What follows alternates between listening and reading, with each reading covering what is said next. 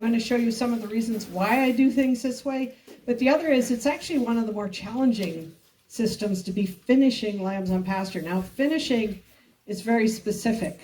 We're talking about taking lambs from weaning to market, okay? But the system I'm using presents some unique challenges, and I'm going to be talking about those. And I'll see if I can figure this out. I am used to seeing my laptop here, so I don't have to turn, but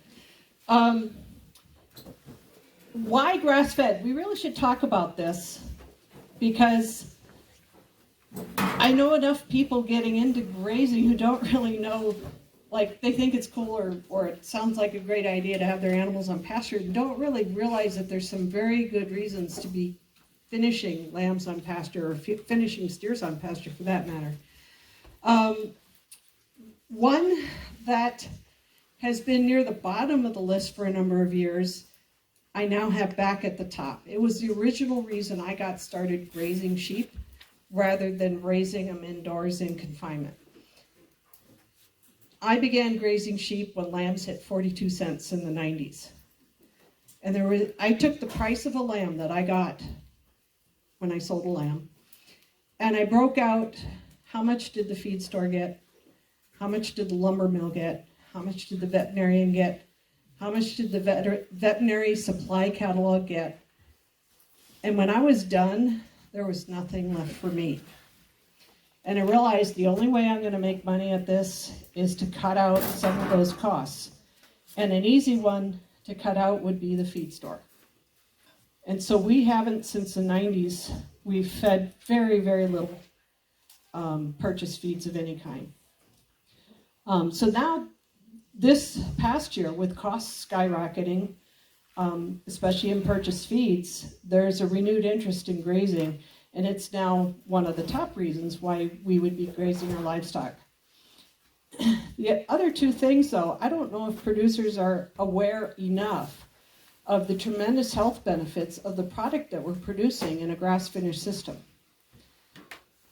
Grass-fed lambs are very high in the omega-3s and conjugated linoleic acid. I'm going to show you a table breaking down the different fatty acid contents of different meats. But there's some feeling that a lot of our modern diseases are linked to two things. One is the preponderance of highly processed foods in our diet and some of the vegetable oils. But another one is simply the lack of omega-3s in our diet and conjugated linoleic acid, because it used to be that people butchered their meat in the fall when it was coming right off pasture, and they were eating this high omega-3 diet. The other thing is, when it comes to sheep producers, and how many sheep producers are here? Okay, good. Lamb is so undersold for its nutrient value, and you're going to see that in just a minute. Lastly, but not least at all, possibly the number one reason is the improvements to soil and water quality, soil fertility. I'm going to show you some pictures that hopefully will blow you away as to what a difference managed grazing can make on your soils. All right, just still on the why grass-fed, I just want to say the kind of grass-fed meat movement, the consumer-driven grass-fed meat movement started more or less with not exactly just that book, but Lauren Cordain started some work where he looked at, he's a paleo scientist, and he was working in a kind of on the diets of athletes. And he was looking at how did the early humans eat? Because, you know, back in the day, we ran down our prey. That is actually how we caught our prey, was we outran them. And I do know, just from various things I've learned over the years, humans are more able to dissipate heat than almost any other animal. So we're able to run long distances. Dogs can't do that. Horses can do it to a limited degree, but only humans can actually run long distances. So what kind of diet fueled these early humans? Well, he found that not only were the carbs way lower back in the early human diet, but the fiber was higher and the fats were very different from what we eat today. And the diet that early humans ate was an all grass-fed diet with nearly a 2-to-1 omega-6 to omega-3 ratio. SAD, anybody know what SAD stands for? Good. Couple people, and this is why I'm saying this here, because we need to know this. Standard American Diet, SAD, currently is feeding you a 16-to-1 omega-6 to omega-3 diet. Now, the omega-3s are what reduce inflammation. Omega-6s, we do need them, but too much omega-6 in your diet is going to fuel inflammation. And this is where we're getting heart disease, diabetes, a lot of our inflammatory type health problems that we have today. Alzheimer's is another, some call Alzheimer's, which is very important to me because we've had a few family members with Alzheimer's. But it's diabetes of the brain is what some researchers are calling it. But they're recognizing these modern diseases as diseases of inflammation. Okay, and I can't say enough about the benefits of lamb, any kind of lamb, let alone grass-fed. Now let's see, I've got a pointer here. This information was mostly taken from this website. It's a tremendous data dump of nutrient values of every kind of food imaginable. And if you're ever curious what you're getting out of something you're eating, it's a great place to go. It has changed. It's become really loaded with ads, but it still has the info. Yeah? You can share your PowerPoint at the end of the session with us. You can share your PowerPoint. Share it? At the end. Yeah. Okay. Yeah. Anyway, so pork. Now these are assumed to be grain-fed here out of this database because they're just taking pork out of grocery stores. But this is what you really want to look here is this omega-6 to 3 ratio. Pork is 23-to-1. Chicken, 13-to-1. Remember they've been telling us chicken is a meat you should eat, not red meat? Okay, let's drop down. Grass-fed beef, 4.8-to-1. Domestic lamb, this would be assumed to be grain-fed, 3-to-1. And that's why I'm saying any kind of lamb raised anyway is a very powerful nutrient source. And then this, ignore this. These figures are now closer to what's in purple here. And I think what happened is, both New Zealand and Australia have, they produce lamb just for export to the U.S. and they have feedlots just for that purpose. It's not a common practice in Australia and New Zealand to put sheep into feedlots, but they do it to sell it to us because they hear Americans want big, fat lambs. Okay? So my guess is their first samples came out of maybe one of those lambs. Now the data that they're showing looks more like this. I sent our lamb to Iowa State University Meat Lab to have it tested, and this is what we came up with. And the reason I put it down here is because it is more like salmon than it is like red meat up here. Okay, so I just want to tell you that a grass-fed product, beef or lamb, is a tremendous nutrient source that's lacking in the diet. But lamb of any kind, grain-fed or grass-fed, is pretty amazing as well. Okay, I had at the bottom of my list the benefits to the soil. And let me tell you the story of these 3 samples. This is on my farm. It was taken in 2022 during a drought. I think it was a 120-year drought last year. And this is before it rained. It finally rained in September. This was taken in August. And these samples were taken after a 6 to 8 week rest. Okay, so they haven't been grazed for 6 to 8 weeks. This is a rotationally grazed. For the first 15 or so years, it was I call it 90s style grazing. In the 90s, it was very common to push the idea that you should come back every 3 weeks to keep your plants vegetative, okay? I moved away from that. I'll explain that. Then we moved into a mob stock grazing where we gave it these long rest periods of 6 to 8 weeks. And that's what this is a product of.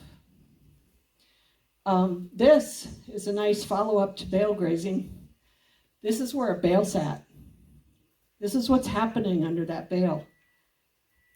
It's amazing, absolutely amazing. If you want to improve the soils on your farm, bale graze. It'll do it faster than anything else.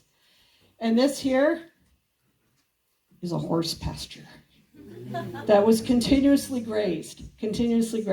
Not as bad as a lot of horse people do. I did take my horses off it and give it a rest from time to time. But you know how it is with horses, I had work horses. I actually used them for moving hay. But it's more of a convenience just to give them this patch of ground to run around on. Okay, so that's what that was. And even though it had been 4 or 5 years since the horses were gone, and it started to be managed under this system, this is what it still looks like. Now, these all had 6 weeks of rest. Really? Which one's going to feed my livestock? The one on the right. The one on the right definitely is going to feed them well, but we still have at least some feed here. All the people who are continuously grazing in August in our community were feeding hay at this point.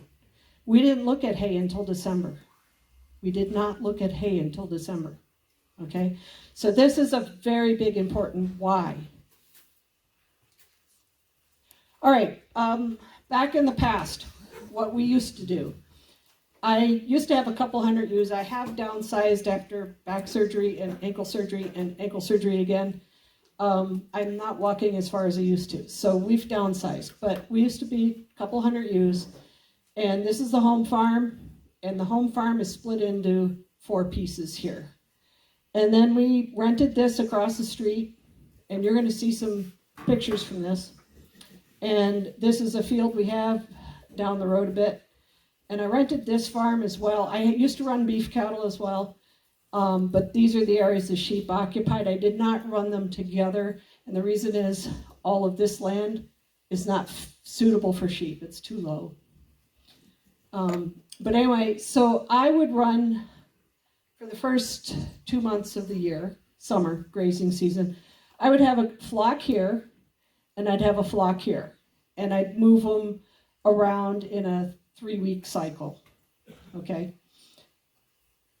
Now, then what happened is these guys arrived. And when they came to our place, they came in numbers. It's going to sound unbelievable to you, but it's documented in a book called The Bulls of Minnesota. We had a pack of 23 move into our neighborhood. And I lost 75 lambs in 10 days. It was a hemorrhage. So I had to really think fast, what am I going to do to stop this? And it was actually, I can't tell you what it felt like. It was horrible. So what I did is I didn't have much electrified netting at the time. I was using all strand fencing for all of that land that I was fencing in at once, okay? I had like 4 rolls of electrified netting. So I put the 4 rolls together and I put 500 sheep in there that were still dropping lambs, okay? A couple hundred ewes and then all the lambs, but they're still lambing. And this is a zoom up of our place here. This is where it's divided into 4 parts. By the way, that's bale grazing going on there, is what those are. But now the sheep are just in this much area.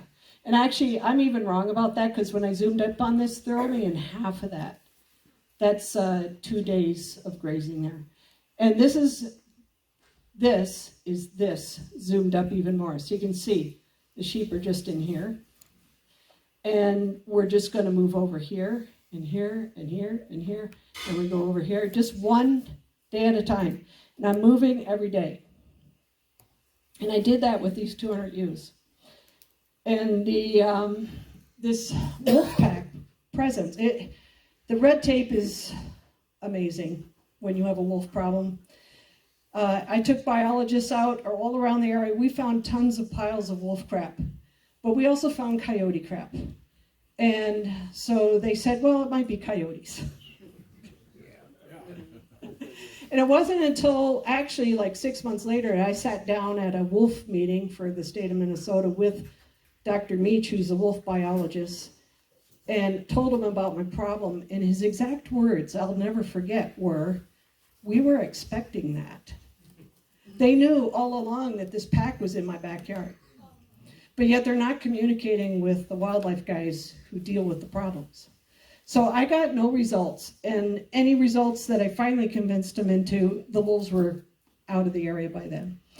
But because of the amount of damage they did, and by the way, I stopped the problem overnight as soon as I moved all the sheep and all the dogs into a one net by one net square fence.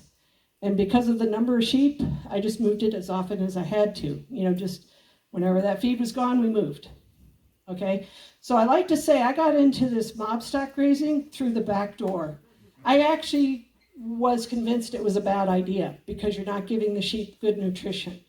Okay? But I was forced into it, and I had to figure it out.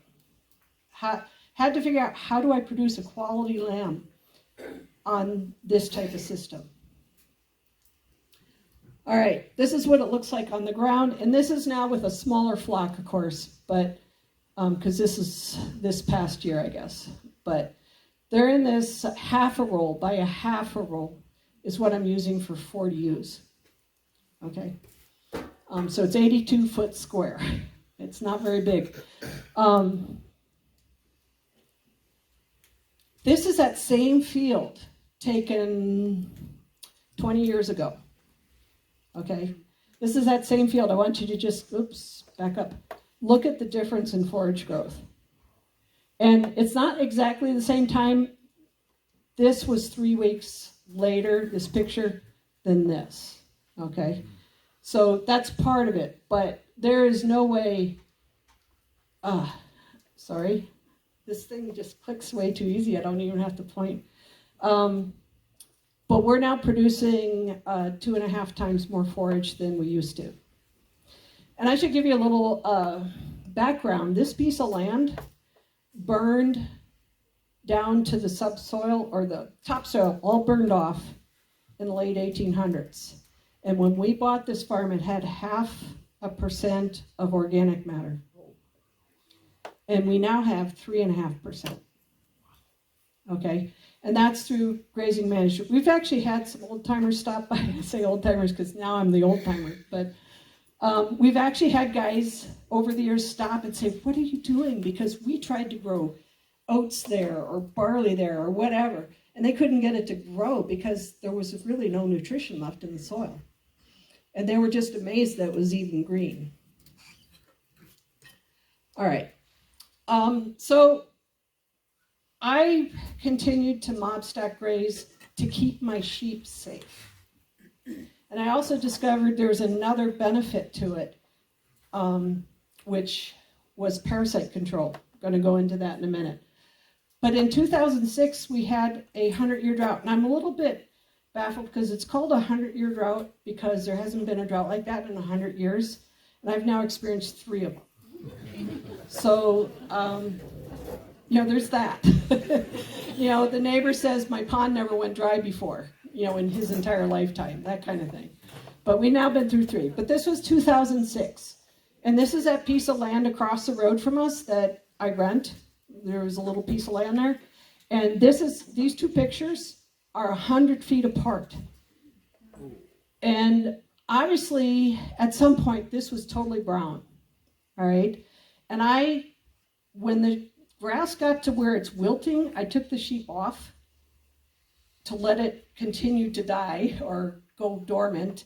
Because you know what? If you graze that grass while it's wilting, it's going to keep trying to grow, and you're going to use up all the root reserves. So I took the sheep off when it was at that stage, fed them some hay for about 3 weeks, and then when it was all brown and dry, I went out and grazed it all off. All right. So in September, we had a 4-inch rainfall. And in 10 days, this is what we had. 10 days. It grew 10 inches in 10 days. It was just amazing to see. And this is taken on the same day. This is what the neighbor had. Okay? He eventually sold his cows 3 years later because he damaged his pasture so badly it never came back. And he wound up selling his cows, and that area is now all pine trees. It's just amazing how quickly the trees took over. All right, more soil samples. Same story though. It's interesting because this was taken in 2006 and it tells the same story as the samples I took just last year. This is on my neighbor's side of the fence, and don't tell them that I hopped over the fence and took these samples. But I was really curious, why did my side rebound that well? Okay, I thought it had something to do with roots. So I took these samples. And to some extent, it has something to do with roots. There's roots coming down into here, whereas these roots are actually only that deep. Okay? But you see the hard pan here? There's actually 2 layers to it. All right, you can kind of see it here. There's actually another one right there. Here's where a bale sat. It is totally lost. Totally lost. And up to this point, I was only feeding the hay out on the pasture because I didn't have the equipment to move the manure. Okay? So I thought it made sense just to leave it out there. But after this, I actually deliberately placed bales like, hey, it looks a little thin here. We're going to put a bale of hay here. You know, that's actually how I made my decisions, was based on what it needed. I'm curious, thinking it's maybe not just the roots. I did a perk test, and you can go on YouTube and get the instructions, okay? Here's what we had. On the neighbor's side, set stock, only a 1/4 inch sunk in after 15 minutes. So what do you think in a hard rain, 4 inches of rain in one night, what do you think happened to most of the rain? It ran off. It wasn't spectacularly better, but it was better, twice as good, I guess you could say, on the rotational graze side. So some of it is sinking in. But on the bale graze, it was just amazing. You pour the water in, it's gone. Goes right in. And so I attribute a lot of that difference to the bale grazing, actually. Anyway, so this is the system I'm using, mob stock grazing. How do we produce, and this is a rack of lamb that is from our sheep, and these are our sheep in 2022.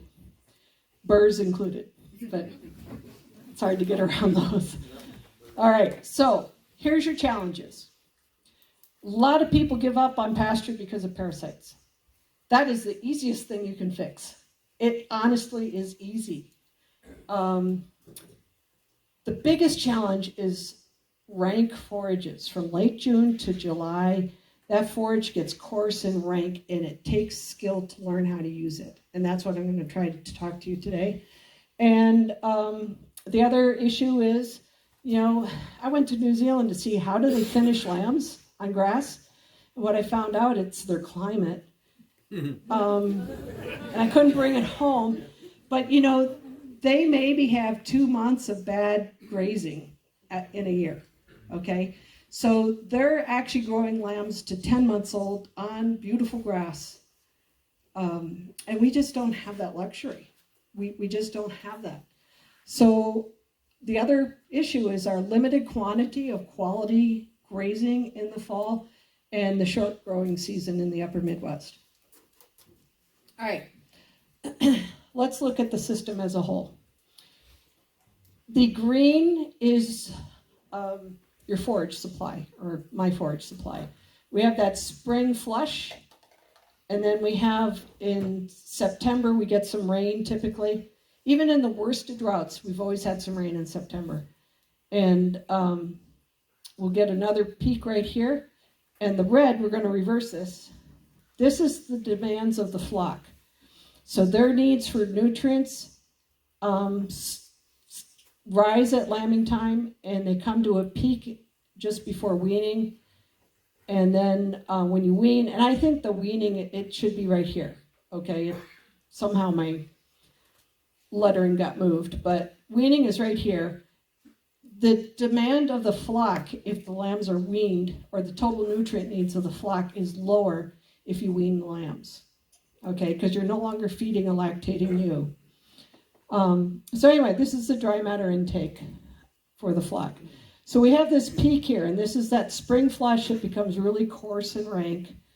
And for purposes here, we're going to assume there's no machinery to go out there and mow it or control it, okay? There's two ways you can approach this. You can either lamb late in May on pasture and come up with so lambing on pasture is very low input, but if you lamb late, you're going to have to put some inputs into the lamb in the late fall, okay? It's just a matter of fact that you do. Or, skip that one here. Or you can lamb just a head of grass. And I have this picture. This is in Pennsylvania, by the way. What I took this for is so you can see the green up in the background. Okay, so to give you some idea of when this producer is lambing. And then finish your lambs while the grass is still growing and still high in nutrients in the fall, like September. Because for us, by mid-October, it's over as far as growing more new grass, okay? Anything you eat after mid-October is going to be stockpiled. All right, and this producer, by the way, this is Pennsylvania also. I shudder here. What am I shuddering about? What do you see? Continuous grazing. What else? It's brown. It's not the forage you're seeing, it's soil.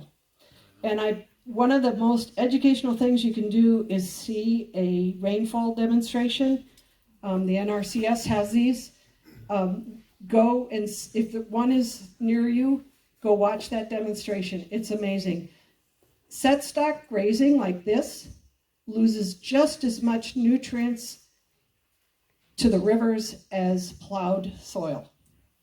And I would never have believed that if I hadn't seen it, but I've been on several different farms where they did this demo, and it came out that way every time. You're losing just as much soil. But his strategy here, he lambs really early. He uses a really tough hardy breed. These are North Countries. And so he's lambing in April, and he's finishing his lambs in September. The interesting thing is he's selling 900 lambs a year out his back door. He built his own butcher shop. And it's just quite amazing what he's achieved there. So the dilemma we have in the fall is the sugar in the grass is going down to the roots while the lignin or the fiber content is increasing. And this is not conducive to lamb finishing. Okay, so this is part of our challenge. What does not work is to start your lambs on grain and then toss them out to grass, okay?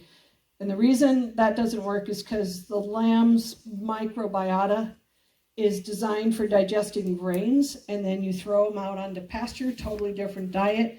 They're going to spend a month just adjusting to the new feed. They're going to stand still during that time, okay? And I was very disappointed when Spooner did some research where they took lambs that are all raised indoors in the barn, and they threw some of them out onto pasture and compared them to lambs that stayed on the creep feeders. And of course, those pasture lambs didn't look like it was worth it. They should have started with lambs that were born on grass and raised on grass. All right, parasites. I told you this is a simple problem. What's going on, what we need to know or understand, this is Haemonchus contortus life cycle here. And it takes 2 or 3 weeks after you ingest an egg for that to grow up into an adult. And then that adult produces 5,000 to 10,000 eggs per adult worm per day. in the feces and drops them onto the pasture right here. And it takes 4 to 6 days, if the temperatures are warm enough and the humidity's right, to hatch those eggs. And they go through several stages, and then they crawl up and down the grass in the dew. And they crawl about 4 inches, by the way, which is something very important to remember. 4 inches is about how high they go. And then sheep graze the grass, and we start all over, and it becomes exponential, because look at right here. Okay, this is what we're going to address in our management. This is just a graphic. It's not based on any data, but this gives you an idea what's happening. The poop hit the ground here. The eggs started hatching. You reach peak larval hatch about 3 weeks after that poop hit the ground. Okay? And then the larvae do die off. And you have a significant die-off about 6 weeks out. And there's some Ohio work that says 8 weeks. Is you want 8-week rest before you go back in the paddock. So I made this my religion. I should back up. So I had these sheep in a bobstock grazing system to keep them safe from predators. But in the meantime, I noticed that their back ends were cleaner. Okay? I no longer had sheep spread out all over, continuously infecting themselves, but instead they're in one little tiny part of the whole operation and moving every day. So it took 6 to 8 weeks. That's just how it worked out. It took 6 to 8 weeks before we made it back to that same spot. And I noticed their eyelids are pink. There's no dungy tags on their back ends. And it took me 6 years to drop the drench gun, by the way. It's just so ingrained in me. And at one point I tried hiring a young guy, because this was getting to be a problem with me, with my back, of pulling up 500 heads and shoving a drench gun in there. I hired a young guy, about 37 years old, to help one year. I thought, well, this is the solution. Get some young help here. And it was a 90-degree July day, and I had to constantly stop so he could cool off, because he works in an office and he's not used to the heat. Okay, and it was then that I realized, there aren't many people out there that I can hire that are accustomed to working in these conditions. Okay, so I realized that wasn't going to be a solution. That happened before I started the mob stack. But I now have only occasionally dewormed sheep in the summer, like 3 times in the past 15 years. Okay? This green is what happens if you give it a 6-week rest, so the parasite larvae die off. Okay? So you keep getting a little peak, but it never gets exponential like this. This is if you go once a year.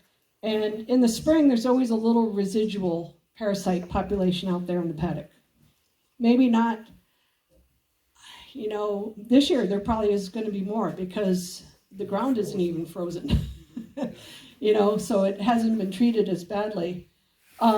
So here's weeks after the last grazing, and we used to do 90s style grazing, had you coming in here during the peak larval hatch.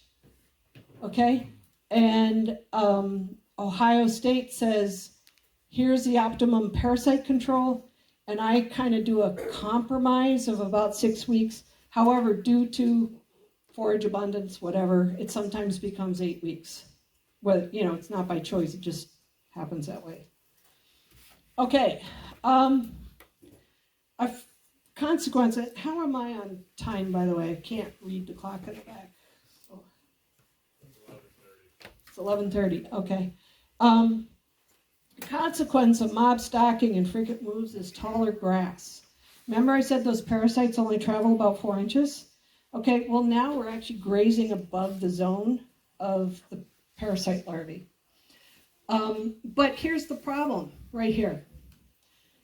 That grass gone to seed is not lamb finishing feed. And it's not good lactation feed either, okay? Not if we make them eat the whole thing. And this is where a little bit of skill comes in. If you were to take a picture of something, this would be one you want.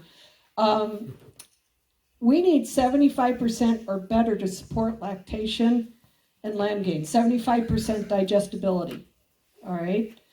But when you're looking at this stuff, you're looking at mature seed heads, you're looking at old stems, you're looking at the bottom, you're looking at old leaves, okay? So you're looking at this.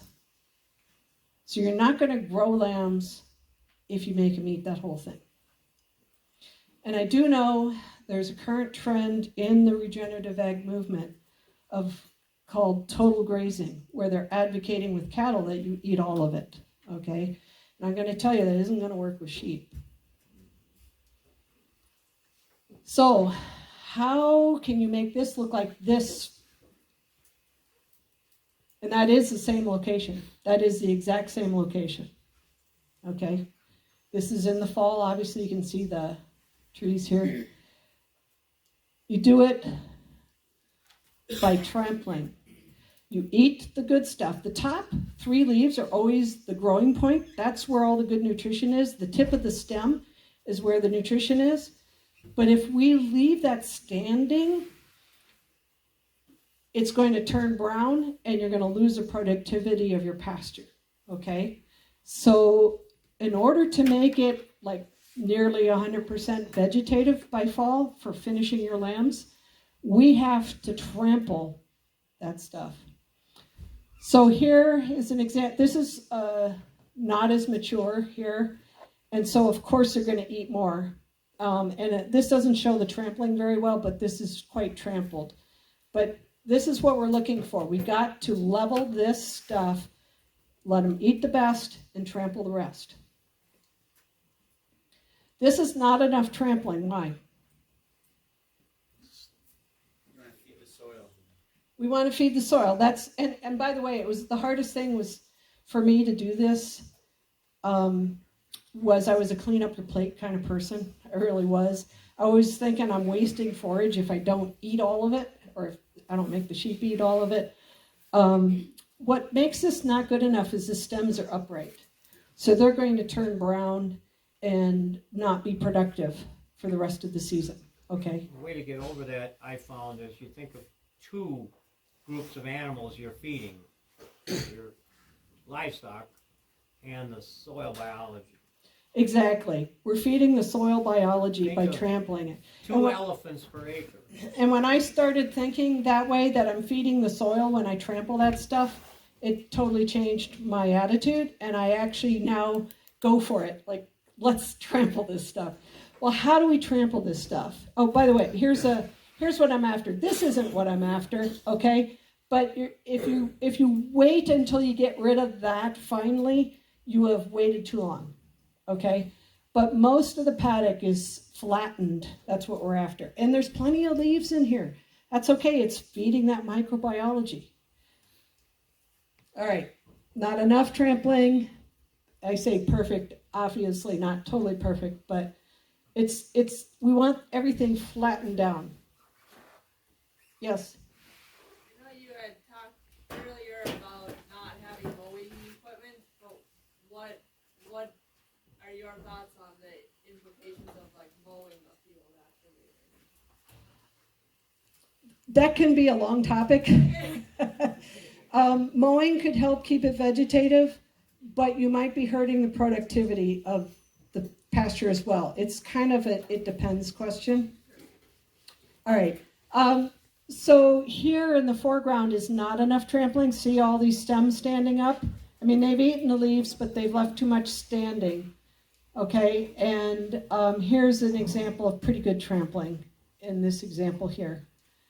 All right, the key to getting a good trample is livestock density.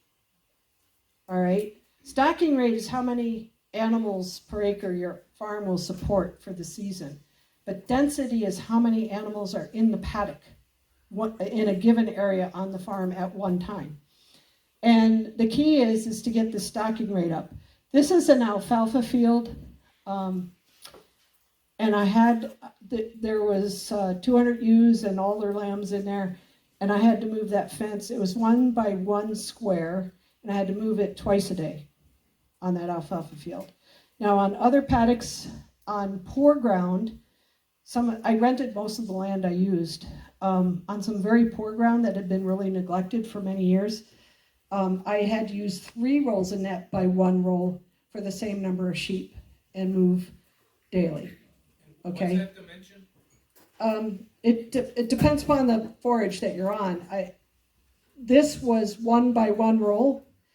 Right. And I don't know what a roll is. How many? I'm sorry. 165 feet in a roll. Okay. Yep. And so anyway, it really depends upon what you're producing on that land. Okay, another example of just using some density. And this dog gets into every photo. I don't know why we had a blank one there. Oh, okay. Next, you need to train your eye to know what is lamb finishing feed and what is not. Okay? You're going to take your hand like this. Your thumb and your forefinger are the mouth. And you're going to grab the grass and pull up like this, like a sheep. Okay? And if that grass breaks off, you have lamb finishing feed. But if you can't get that grass to break, that you have to grab it in your fist and pull, and you wind up actually getting kind of the roots or the end of the stem that was just in the crown, that is not lamb finishing feed. That will not finish a lamb in 100 years. Okay? That just is not adequate. So not all things that are green are good. Okay? And what this needs is a really good trample and come back in 6 weeks. That's what it needs. All right. These are some different forage quality. I just want you to be looking at what do you think is going to finish a lamb in this picture?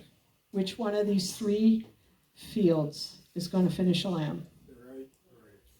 Everybody picks this right here. This is okay. This is better. This, what do we see? Mature stems, yellow leaves. We're down into the 45% digestible range. Okay? So train your eye to recognize what is going to finish a lamb and what won't. Again, back to that. All right. Again, just some differences. This is breed canary. It can be as nutritious as alfalfa. However, it's not very palatable. Like sheep will only eat so much canary grass before they're tired of it. I forgot what substance is in the grass, but they literally have enough and they say no more. This is early spring grass, always good lamb and ewe lactation feed. This is drought grass. This is grass in a drought in the lower left. And that is surprisingly high in energy if you just supply some protein with it. Okay, so a little alfalfa hay on the side will do a world of good and finish lambs on that. And this is just some clover. This is all native plants. Not as good as that previous picture, but still, you can make do with that. By the way, of these 2 scenarios, this is drought grass, and this is midsummer. Which one is going to finish a lamb? The drought. This feed up here has a lot more energy in it than this. And what's the telltale? What tip off do you see in this picture that tells you this is not going to finish a lamb? Seed heads. Seed heads? Let's look at the sheep. They are not eating that stuff. All right? You got to look at the sheep too. And so here, this isn't the best picture, but do you see how the bellies are round? That looks nice and round. But they've got fill in the rumen, okay? And this is that same picture. These sheep do not. And this is actually the same farm, similar feed. The difference is I waited too long here and tried to make them clean up the plate, okay? Whereas here, I just simply moved them because the sheep were indicating to me I had to move. All right, adding legumes really helps add the protein to help digest the fibers in the grasses. Okay, so adding legumes. My personal favorite is bird's foot trefoil, which is what this is. I learned, online you learn all kinds of interesting things. I got really attacked for seeding bird's foot trefoil on my farm because it's an invasive species in a prairie. Well, we're nowhere near a prairie, so but know that. If you're near a prairie restoration, they hate this plant because it takes over, okay? But I'm in a woodland, and as soon as the trees come up, the bird's foot will disappear. I have a question. How did you establish the trefoil? Well, establishing trefoil is a frustrating practice. I frost seed the seed and wait 5 years. It takes forever, but once it gets going, it really goes. And it seems to like this drier weather better, actually. Just real quickly, what's an optimum percent of your forage for legume content? I don't have an optimum. It's like I see places that need more where there's not enough. But I couldn't. That maybe one of the extension people can answer that, but I don't know what's optimum. This is white clover. This is just simply native white clover. This is bird's foot trefoil again, and one of the reasons I like it is this is a sedge. Sheep do not like sedges. In fact, that was part of the problem in the previous photo. There are a lot of sedges there. They do not like sedges, but bird's foot is the one thing that'll choke it out. And the other cool thing about bird's foot, you will really spread it around the farm if you let it set seed, and it takes 6 weeks to set seed, which fits into our rotation really nice. Sometimes it depends on the heat. Sometimes it takes maybe 8 weeks, but it fits into the rotation nicely. Red clover is the same way, by the way. So, okay, next is let's manage. I'm talking about the limitations here. So we're going to move off of the managing that spring flush. And now we're going to talk about how to manage a limited quantity of quality forages in the fall. Okay? And by the way, all the sheep that are mine in these photos, except for the couple of Pennsylvania, have never seen grain since 91. 10 minutes, oh wow. Okay, so back to this. Here's the demand of the flock. Let's flip it. But here's our forage supply. Here is weaning. Actually, for me, it's September.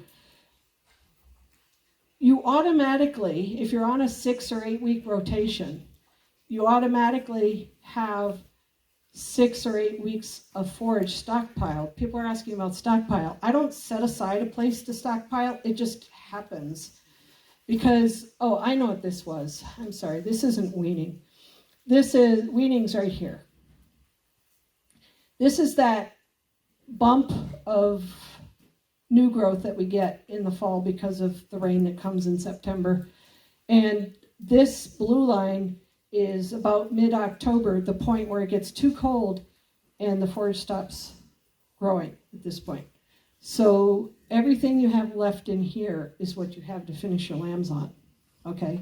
And so my point is, if you're using a 6-week rest period, you will automatically have 6 more weeks of grazing after October, whenever that hard freeze happens. Okay, so this is November, and this is the grass that our lambs are eating. Now it's true, the sugars are going into the roots. It's not as nutritious. So here's another alternative that has worked well for me. I'm not doing this anymore because I no longer rent any land.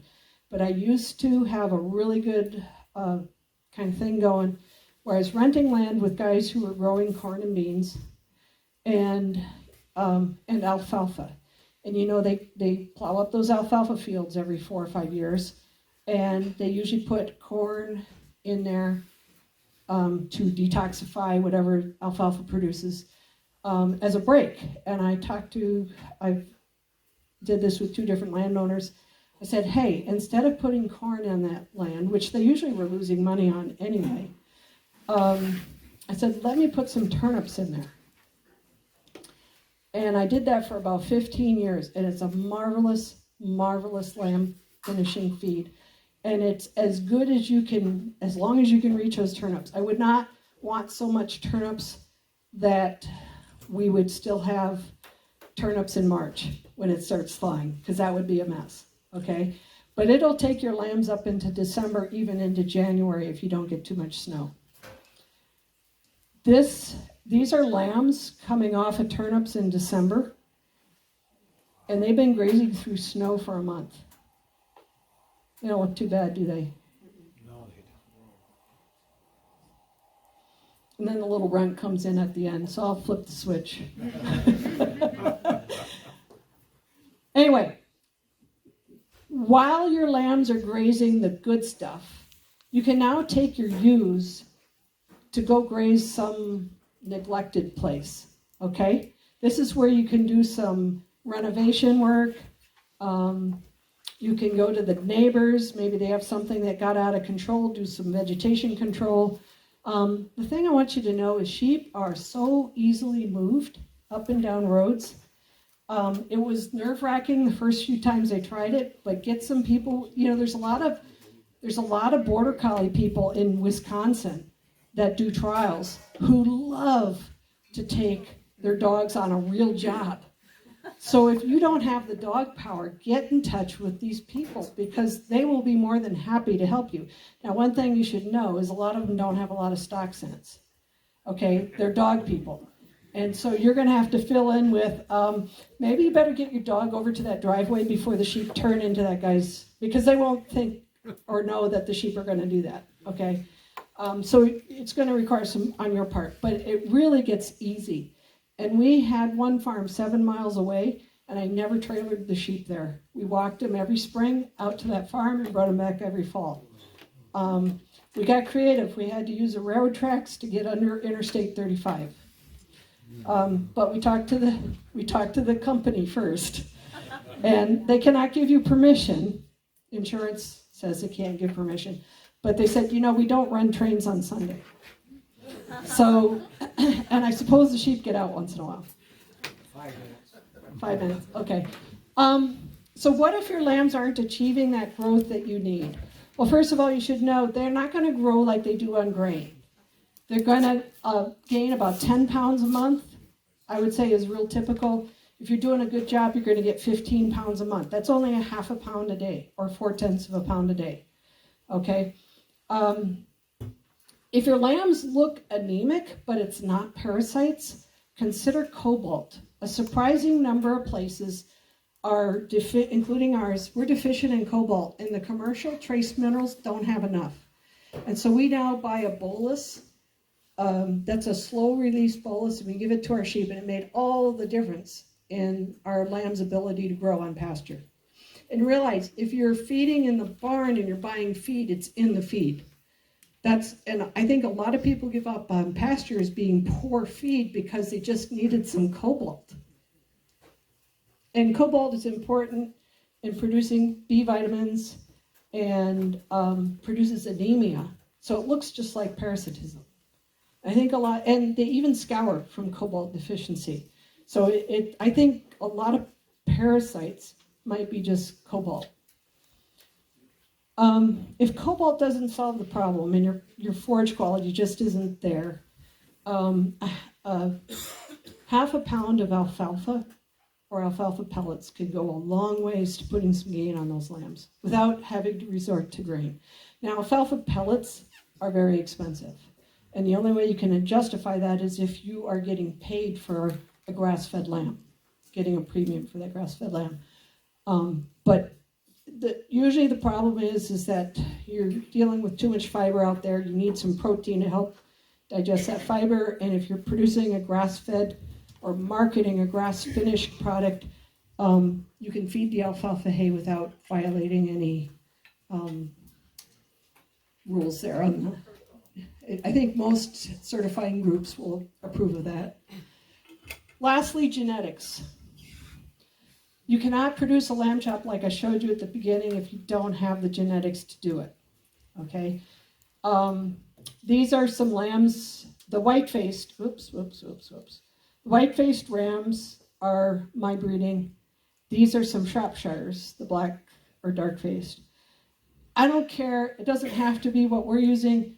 There are a lot of breeds out there.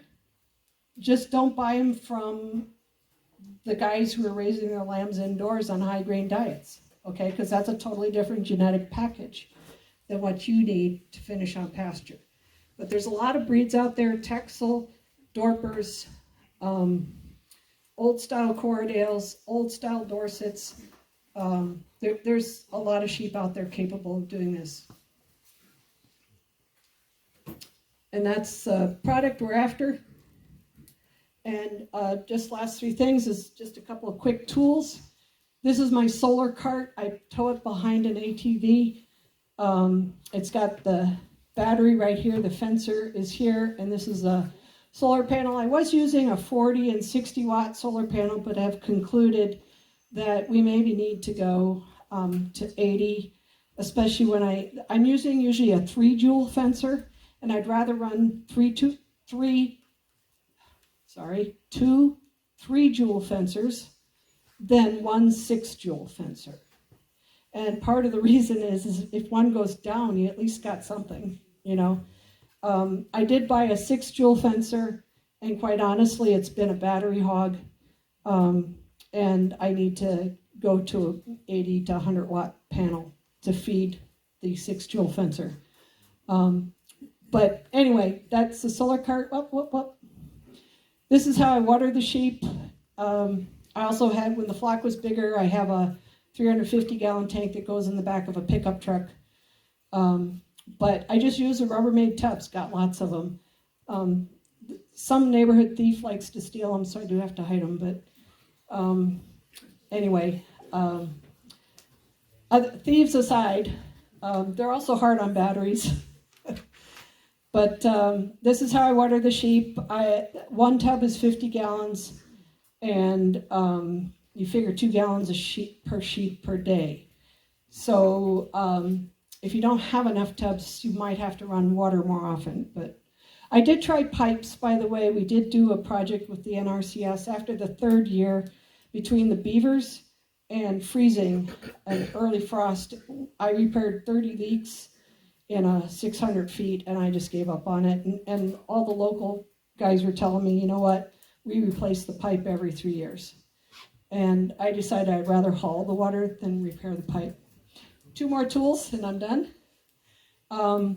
You gotta have livestock guard dogs. I'm gonna talk about them later. And you gotta have a good stock dog. Thank you.